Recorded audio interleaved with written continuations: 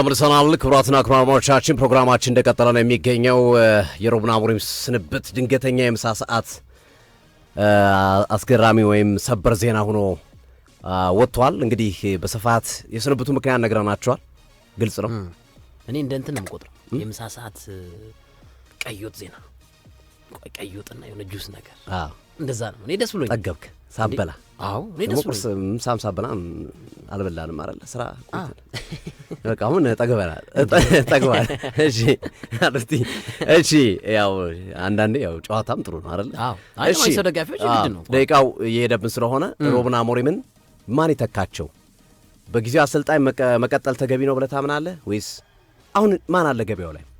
በነገራችን ላይ ቼልሲን ለማሰልጠን የስትራስቡርጉ አሰልጣኝ ሮሲኒየር መጥተዋል ወደ ቼልሲ። ዛሬ የወረቀት ስራዎች ተጠናቀቃሉ ተብሎ ይጠበቃል። ልክ ነው። እኚህ ሰውዬ ግን ከጥቂት ዓመታት በፊት በሰጡት አስተያየት እኔ ቀንደኛ የማንቸስተር ዩናይትድ ደጋፊና የሰር አሌክስ ቻፕማን ፈርጉሰን አቀንቃይ ነኝ የሚል አስተያየታቸውን ሰጥቶ ነበር። ተላለፉ፣ ለጥቂት ተላለፉ። ማን አለ አሁንም ማንቸስተር ዩናይትድ ትልልቅ ስሞችን ማምጣት አለበት። ከዚህ በፊት ቫናልን አምጥቷል፣ ሞሪኒዮን አምጥቷል። እንደገና ደግሞ በሞልደ ያሳየውን ብቃት ተከትሎ የቀድሞ ልጁን አምጥቷል። ያልተሞከረ ነገር የለም። ብዙ አዳዲስ ነገሮች ተመልክቶ ማንቸስተር ዩናይትድ ዴቪድ ሞይስ ፈርጉሰን ራሳቸው ለእኔ ምትክ ናቸው ብለው አምጥተዋቸው አልሆነም እና ትልቅም አሰልጣኝ ተሞክሯል፣ ታዳጊ አሰልጣኝም ተሞክሯል። ሁሉም አይነት ማለት ማንቸስተር ዩናይትድ ይሞክረው ተብሎ የታሰበው ነገር ሁሉ እንደ ኢትዮጵያ ብሔራዊ ቡድን አሰልጣኝነት ተሞክሯል። እርስዎም ቢሆን በሚሞክሩት ማንቸስተር ዩናይትድ ላይ ባለፉት 10ና 12 ዓመታት ታይቷል። ምን ይሁን ማን ይሁን እንዴት ይሁን አሉት። እስኪ አንተን ሐሳብ እንጋራና እኔም ሰዓት ካለ ጨምራለሁ። ያው የኮቢ ማይኖም ቀን ይወጣለታል ወይም የጉዞ ወደ ናፖሊ ሄድ ነበረ በውሰት አሁን ማንም ይነካው ያለ አይመስለኝም። ምክንያቱም እንዳለ እኮ አካዳሚ ልጆቻቸውን እኮ አንዱ የሩበን አሞሪም ችግር አካዳሚውን ጨርሰውታል። አካዳሚውን በማባረር ጨርሰውታልና ጋርናቾን፣ ማርከስ ራሽፎርድን፣ ጃረን ሳንቾን እያሉ ያላባረሩት የለምና እሱ እንዲሁም እንደ ክፍተት የሚነሳ ይመስለኛል። ምን ይሁን ማንቸስተር ዩናይትድ ቀጣይ ምንስ ይገመታል? የሚታሰበውስ ምንድን ነው? በጣም አሪፍ ሶፊ። እንግዲህ ክሪስቶፈር ቪቪል ዋነኛ ኃላፊነታቸው ከዚህ በኋላ አሰልጣኝ መተካት ይሆናል። የረቡዕ ጨዋታ ባረን ፍሌቸር ይመራዋል ተብሎ ይጠበቃል። አሁን እየወጡ ባሉ መረጃዎች መሰረት ያው አሰልጣኝ ሲሰናበት ብዙ ካንዲዴቶች ይመጣሉ። ግን ባገኘናቸው ታማኝ መረጃዎች ስቱዲዮ ሆነን እንዳገኘናቸው ታማኝ መረጃዎች መሰረት ከሆነ ማንቸስተር ዩናይትድ ፍላጎት ያለው ማንቸስተር ዩናይትድ ልቡ የሸፈተውና ክሪስቶፈር ቪቪል ፍላጎታቸው ወደ ኬራን ማኬና ያመዘነ ነው የሚሉ ዘገባዎች እየወጡ ነው። አሁን ሊቀየር ይችላል ኢፕስዊች ታውን እና ኬራን ማኬና ቀጣዩ ማንቸስተር ዩናይትድ አሰልጣኝ ሊሆኑ ይችላሉ። እኔ ግን ማንቸስተር ዩናይትድን ልክ አይደለም። ማንቸስተር ዩናይትድ ማን ማሰልጣኝ እንዳለበት ታውቃለህ? አሁን ካሉት አሰልጣኞች የገበያ ላይ ካሉት ያው ዚዳን አይመጣም። ተው ዚዳን ምናምን አይመጣም። አይ ቢባልም አይመጣም። ግን እንደ ካንዲዴት እኔ የምመርጠው ለማንቸስተር ዩናይትድ አሁን ባለው ሁኔታና አሞሪም ከሰሯቸው ስራዎች አንጻር አይቼ ተወሰነ አስተካክለው ቡድን ወደ ሀያልነት ይመልሱታል ብዬ የማስበው ኦሊቨር ግላስነር ነው ከክሪስታል ፓላስ አሉ። ልክ ነው።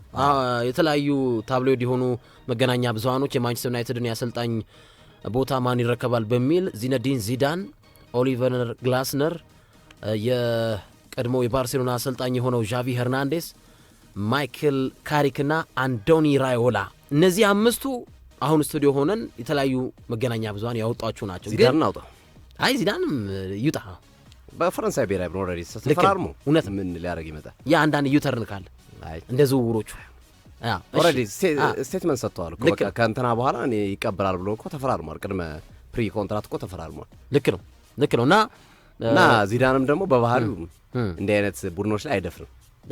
እውነት ነው። ለማንኛውም ኬራን ማኬና የቀረበ ይመስላል። ዘገባዎች እንደሚያመላክቱት ከሆነ ሩበን አሞሪም በማን ዩናይትድ ቆይታቸው 63 ጨዋታዎችን በሁሉም ውድድር አድርገዋል። 25 ድል፣ 23 ሽንፈት፣ 15 አቻ፣ ምንም ዋንጫ ለዩሮፓ ሊግ ቁጥሮች እንኳን አይነሱ።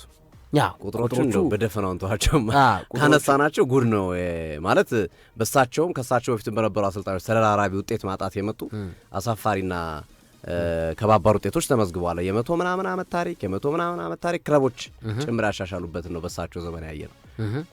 ከቁጥሮች አንጻር ስንመለከተው እና የአሰልጣኞቹ ቀጣይ የሚመጣው አሰልጣኝ ግን ወሳኝ ይመስለኛል። ምን አይነት ነገር ማንቸስተር ዩናይትድ መጠቀም አለበት? እኔ አሁን ግራ ግብት የሚል ነገር እኮ ነው።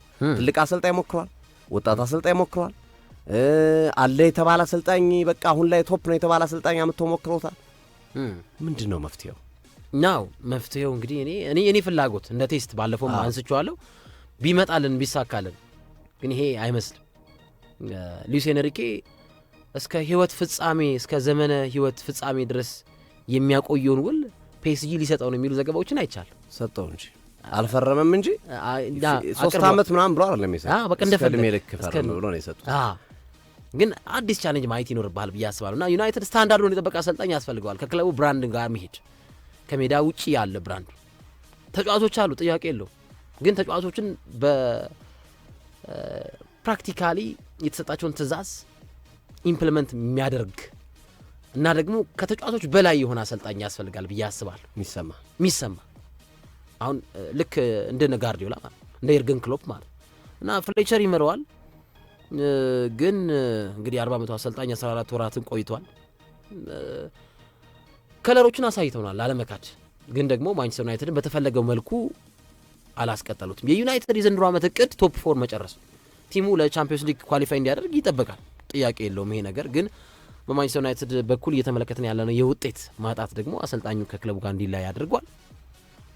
እኔ ፍላጎቴ አሁን ሌላው ሁለተኛ ፍላጎቴ ኡናይ ኤምሪ የሚመጡ አይከፉኝ ቢመጡ እሺ ቢሉ በቀል ስላለባቸው ማለት ነው። በአርሰናል በቀል ስላለባቸው ትልቁም ክለብ ደግሞ ወደ ትልቅነት በዋንጫ ማንቆጥቆጥ ካስፈለገ ከነ ኦሊቨር ግላስነርም ከነ አንዶኒ ራዮላም ከጃቪ ሄርናንዴዝም ከማይክል ካሬክም ቀጥሎ ለእኔ የምፈልገው ማለት ከነሱ በፊት የምፈልገው ኡናይ ኤምሪ ቢመጣ ደግሞ ይበልጥ ማንቸስተር ዩናይትድን ያስተካክለዋል ብዬ አስባለሁ። ግን እንግዲህ ቅድም አንስተነዋል። አሁን ዩኤቲ ያሰለጠነ ቡድን ፍሌቸር እሱ ነው ቲሙ የሚመራው እና በእርግጥ የቲሙን ዝና ቲሙን ታሪካዊነት ስመገናናነት ያውቃል፣ ጥያቄ የለውም። ግን ኬፐብል ነው ወይ ለጨዋታዎች ጌም ሪዲንጎቹ ልጆቹን ያውቃቸዋል በቅርበት ይሄ ጥያቄ ያስነሳል። እና ኢሚዲየት የሆነ ዝውውር ያስፈልጋል በአሰልጣኝ ረገድ። አሁን የእንግሊዝ ፕሪሚየር ሊግ ሳምንት 32ኛው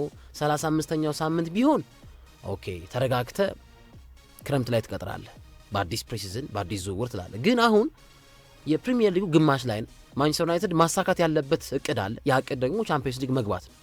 ሶ ለዚህ ኃላፊነት የሚወስድ ይህንን ነገር ኬፔብል የሚሆን አሰልጣኝ ግድ ያስፈልጋል።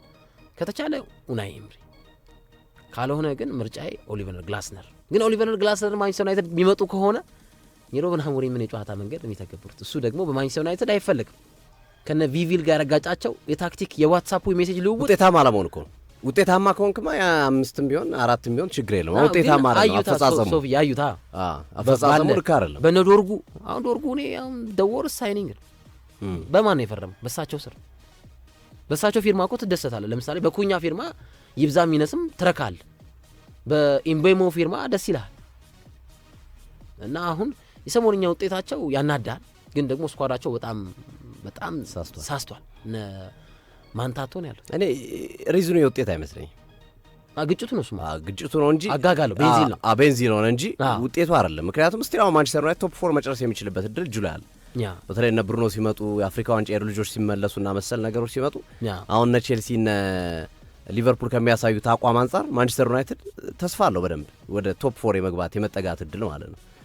እሱን አተናል አይደለም አይ ቲንክ የስንብቱ ምክንያት ያ ግጭቱ ያመጣው ነገር ነው። ሶ ማንቸስተር ዩናይትድ በቀጣይ በአሰልጣኝነት እኔ በጣም በጥንቃቄ መስራት አለበት ብዬ አስባለሁ። ማለት ይሄ መጣደፍ ነገሮች ዋጋ እያስከፈሉ ነው። ባለፈው ኤሪክ ቴን ሃግ ሲሰናበቱ ተናግረዋል ራሳቸው እነ ቪቪልም እነ ዊሎክስም እንደተናገሩ ከሆነ በ3 ቀን በ4 ቀን ንግግር ነው ነገሩን ድብልቅልቁን ያወጡት እንጂ በአመቱ መጨረሻ ለምጣ የሚልም ሀሳብ ነበረ። 2 ቀን ምናምን እንደ ኦፕሬሽን ነው ሲያወሩት የነበረው። ኢቭን እንዴት ቦታ ተገናኝተው እንዳወሩ ምናምን ይሄ ፍጥን ያለ ነገር ተዘጋጅቶ አለመጠበቅ ማንቸስተር ዩናይትድ በኩል ትመለከታል። ዝግጁ አልነበሩ። ለምሳሌ ሰር አሌክስ ፈርጉሰን ሊለቁ ተዘጋጁ። ያቺ ሞመንት ናት በነገራችን ላይ ችግር የፈጠሩት። ሲቲ ዋንጫ ሲያነሳ ዩተርን አደረጉና ቀጥላለሁ ቀጣይ ዋንጫ ነው መለቀው አሉት። በዛች መሀል የተፈጠረ ክፍተት ነው ጋርዲዮላን ወደ ባየር ሙኒክ እንዲሄድ ያደረገው። እንጂ ባሉበት ዓመት ለቀው ቢሆን ኑሮ እና ሲቲ ዋንጫ ባያነሳ በዛ ዓመት ጋርዲዮላ የመምጣት እድል ይኖረው ነበር። ከዛ ካለቅድ ነው ዴቪድ ሞይስን በቃ አማራጭ ሲያጡ ጋርዲዮላን ማግኘት አልቻሉ። ቁጥር አንድ ቅራቸው ጋርዲዮላ ነበረው። ፊታቸውን ወደ ዴቪድ ሞይስ አዙ። ወደ ቫናል፣ ወደ ሞሪኒዮ፣ ወደ ኦሊ ጉናር ሶልሻየር እስካሁን ከኤሪክ ተን ሃግ ጀምሮ እስከ ሩበን አሞሪም ባለው ሂደቶች ውስጥ ማንቸስተር ዩናይትድ የሚወስናቸው ውሳኔዎች የጥድፊያ ናቸው። አሁን ለምሳሌ ሲቲ ጋርዲዮላን በአመቱ መጨረሻ እንደሚያጣው ይነገራል፣ ይታወቃል። ቀድሞ ነው እየተዘጋጀ ያሉ። ማን ላምጣሉ? ፋብሪጋስ፣ ኢንዞ ማሬስካ ብሎ ቀድሞ ተዘጋጅቶ እየሰራ ነው ያለው። ልክ ነው። የመቻኮል ነገር አታይበትም። ሌሎችም ክለቦች ተመሳሳይ ነገር ይሰራሉ። ማንቸስተር ዩናይትድ ላይ ግን አንዴ እኮ ሊያጋጥም ይችላል። አንዴ በቃ ድንገት አሰልጣኝ ልታባረር ትችላል፣ ውጤት አጥቶቦ ወይ እንደዚህ አይነት ግጭት ተፈጥሮ ምናምን። ሁሉ ጊዜ ግን ማንቸስተር ዩናይትድ ፕላንድ የሆነ ነገር የለውም። አሁን ሩበን አሞሪምን እንደሚሰናበቱ እኮ እኛ ከዛሬ 3 ወርና 4 ወር በፊት እናቅ ነበር አይደል? ስናወራ ነበር አይደል? አይቀጥልም ማንቸስተር ዩናይትድ። በቃ ሩበን አሞሪም ተስፋ የሚያስቆርጥ ነገር ውስጥ ነው ያለው።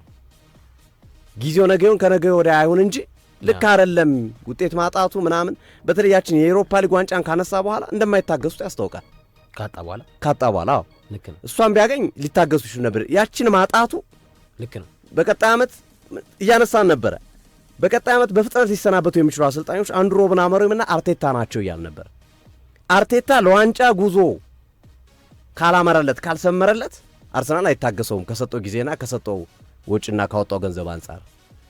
በተመሳሳይ ሩበን አሞሪምም በተመሳሳይ መንገድ ማንቸስተር ዩናይትድን ካላሻሻሉት የሁሉ ገንዘብ ወጥቶ የራሳቸውን ዝውውሮች አድርገው ጠብ የሚል ነገር ካልሰሩ እርሳቸውም ዋጋ ይከፍላሉ የሚል ማስመሪያ ሰርተን ነበር። ልክ ነው። ከዛ በኋላ አርቴታ በሚገባው ቦታ ላይ ስለተገኘ ነቅናቄ የለውም። ሩበን አሞሪም ግን በሚገባቸው ቦታ ላይ አልተገኙ። ውጤት ማጣትና መሰል ነገሮችን በተመሳሳይ ይሄን ሁሉ ጊዜ ማንቸስተር ዩናይትድ እንዴ ከዛሬ 2-3 ሳምንት በፊት እኮ እንደዚሁ ሊያሰናብተው ነበር አይደል እንዴ? የሆነ ጨዋታ ላይ ውጤት ተሸንፎ ማንቸስተር ዩናይትድ ልክ ነው። ከ1 ወር ምናምን በፊት ጋፕ ስላለለት ነው የሆነ ጨዋታችን። የሆነ ጨዋታ የሊቨርፑል ጨዋታ ራሱ ይሰናበታል ከተሸነፈ እየተባለ በቃ ሊቨርፑል ጨዋታ ላይ ነቃ። ሊሰናበት ነበር እሱ ጨዋታ ላይ የነበረው። እንደሱ አይነት ጨዋታዎች ነበሩ። ማንቸስተር ዩናይትድ በእነዚህ ጊዜያቶች ውስጥ እንኳን አላቀደም። በቃ ቁጭ ብሏል። እኔ አንዳንዴ ዳይሬክተሮችን የስፖርት አመራሮችን እና መሰል ነገሮችን ሞቅሳለሁ በዚህ ሂደት ውስጥ። አሁን እንትን ሰርገኛ መጣ በበሬ ቀንጥሶ አይነት ነገር ነው።